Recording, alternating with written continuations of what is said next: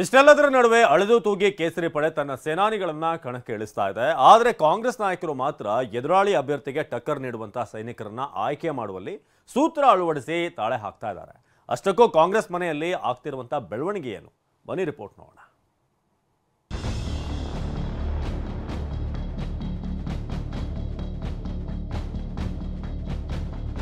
ಅವ್ರಿಗೆ ನಮ್ಮ opposition leader ಅಂತಂದ್ರೆ ಭಯ. ಅವ್ರಿಗೆ डेमोक्रेसी का आखिरी इलेक्शन मुझे दिखता है। ಮತಯುದ್ಧದ ಟೈಮ್ ಫಿಕ್ಸ್ ಆಗಿದೆ. ಕೇಸರಿ ಸೇನಾನಿಗಳ ಹೆಸರು ಕೂಡ ಘೋಷಣೆಯಾಗಿದೆ. ಹೋರಾಡೋದಕ್ಕೆ ಸಜ್ಜಾಗಿರುವ ಕಮಲ ಕಲಿಗಳು ತೊಡೆ ತಟ್ಟಿ ನಿಂತಿದ್ದಾರೆ. ಆದರೆ ಎದುರಾಳಿ ಕಾಂಗ್ರೆಸ್ ಮಾತ್ರ ಕೇವಲ 7 ಕ್ಷೇತ್ರಗಳ ಹುರಿಯಾಳುಗಳ ಹೆಸರು ಘೋಷಿಸಿ ಮೌನಕ್ಕೆ ಜಾರಿದೆ. ಉಳಿದ ಕ್ಷೇತ್ರಗಳ ಅಭ್ಯರ್ಥಿಗಳು ಯಾರು ಅನ್ನೋದರ ಬಗ್ಗೆ ಗುಟ್ಟು ಬಿಟ್ಟುಕೊಡ್ತಿಲ್ಲ.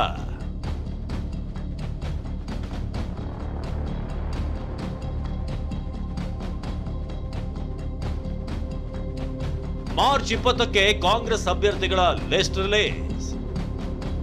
ರಾಜ್ಯದಲ್ಲಿ ಕಾಂಗ್ರೆಸ್ 2ನೇ ಲಿಸ್ಟ್ ಯಾವಾಗ ಅನ್ನೋ ಪ್ರಶ್ನೆಗೆ ಡಿಸಿಎಂ ಡಿಕೆ ಶಿವಕುಮಾರ್ ಉತ್ತರ ಕೊಟ್ಟಿದ್ದಾರೆ. ಇದೇ ಮಾರ್ಚ್ 20ರಂದೇ ಕಾಂಗ್ರೆಸ್ ಅಭ್ಯರ್ಥಿಗಳ 2ನೇ ಪಟ್ಟಿ ಪ್ರಕಟ ಆಗುತ್ತೆ ಅಂತ ಡಿಕೆ ಸುಳಿವು ಕೊಟ್ಟಿದ್ದಾರೆ. ಇದೇ ವೇಳೆ ಮೋದಿಗೆ ಖರ್ಗೆ ಕಂಡ್ರೆ ಭಯ ಅಂತ ಡಿಕೆ ವಾಗ್ದಾಳಿ ನಡೆಸಿದ್ದಾರೆ. ಬಹುಶಃ 19ನೇ ತಾರೀಕು ನಮ್ಮ ಮೀಟಿಂಗ್ ಆದ್ರೆ 19ನೇ ತೀರ್ಮಾನ ಆಗ್ತದೆ, ಇಲ್ಲ 20ನೇ ತಾರೀಕು ಅನೌನ್ಸ್ಮೆಂಟ್ ಮಾಡ್ತಾರೆ. ಅವ್ರಿಗೆ ನಮ್ಮ ಅಪೋಸಿಷನ್ ಲೀಡರ್ ಅಂತಂದ್ರೆ ಭಯ ಅವ್ರಿಗೆ. ಅದಕ್ಕೋಸ್ಕರ ಅಲ್ಲಿಂದನೇ ಪ್ರಾರಂಭ ಮಾಡಿದ್ದಾರೆ.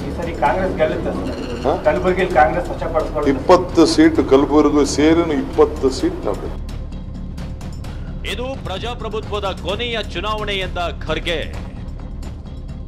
ಇಷ್ಟೆಲ್ಲದರ ನಡುವೆ ಮೋದಿ ವಿರುದ್ಧ ಎಐಸಿಸಿ ಅಧ್ಯಕ್ಷ ಮಲ್ಲಿಕಾರ್ಜುನ ಖರ್ಗೆ ಆಕ್ರೋಶ ಹೊರಹಾಕಿದ್ದಾರೆ. ತಮ್ಮ ತವರು ಜಿಲ್ಲೆ ಕಲಬುರಗಿಯಿಂದ ಪ್ರಚಾರ ಆರಂಭಿಸಿದ್ದ ಮೋದಿಗೆ ಖಾರವಾಗಿ ರಿಯಾಕ್ಟ್ ಮಾಡಿದ್ದಾರೆ. ಇದು ಪ್ರಜಾಪ್ರಭುತ್ವದ ಕೊನೆಯ ಚುನಾವಣೆ ಅಂತ ಖರ್ಗೆ ಜರೆದಿದ್ದಾರೆ.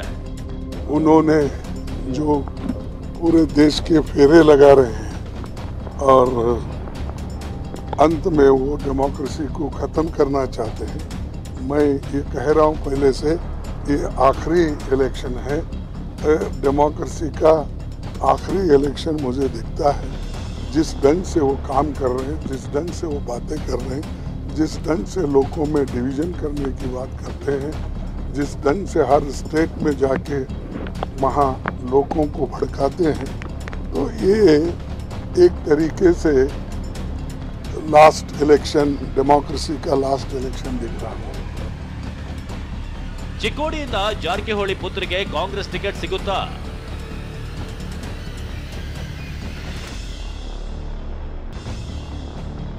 ಇನ್ನು ಚಿಕ್ಕೋಡಿ ಲೋಕಸಭಾ ಕ್ಷೇತ್ರದಲ್ಲಿ ಸಚಿವ ಸತೀಶ್ ಜಾರಕಿಹೊಳಿ ಪುತ್ರಿ ಪ್ರಿಯಾಂಕಾ ಹೆಸರು ಚರ್ಚೆಗೆ ಬರ್ತಿದೆ. ಪುತ್ರಿ ಸ್ಪರ್ಧೆಯ ಬಗ್ಗೆ ಜಿಲ್ಲೆಯ ನಾಯಕರ ಸಹಮತ ಬೇಕು. ನಾಯಕರೊಂದಿಗೆ ಚರ್ಚೆ ಮಾಡಿ ಅಂತಿಮ ನಿರ್ಧಾರ ಹೇಳುತ್ತೇನೆ ಅಂತ ಸಚಿವ ಸತೀಶ್ ಜಾರಕಿಹೊಳಿ ಹೇಳಿದ್ದಾರೆ. ಚರ್ಚೆ ನಡೀತಾ ಇದೆ, ಇನ್ನೂ ಅಂತಿಮವಾಗಿಲ್ಲ, ಆಗಬೇಕಾಗಿದೆ. ಪ್ರಿಯಾಂಕಾ ಹೆಸರು ಚರ್ಚೆ ಆಗ್ತಾ ಇದೆ, ಬಳಕರ್ ಅವರು ಚರ್ಚೆ ಆಗ್ತಾ ಇದೆ. ಅಂತಿಮವಾಗಿ ಇನ್ನೊಂದು ಸುತ್ತ ಚರ್ಚೆ ಮಾಡ್ತೀವಿ, ನಾವೆಲ್ಲರೂ ಕೂಡಿ ಅಂತಿಮವಾಗಿ ಹೇಳ್ತೀವಿ. ಸೊ ಈಗೇನಿದೆ ಕೂಡ ಚರ್ಚೆ ಅಷ್ಟೇ, ಇನ್ನೂ ಅಂತಿಮ ಆಗಿಲ್ಲ. ಇನ್ನೊಂದು ಸಾರಿ ಎಲ್ಲ ಮುಖಂಡರು ಚರ್ಚೆ ಮಾಡಿ ಫೈನಲ್ ಮಾಡ್ತೀವಿ.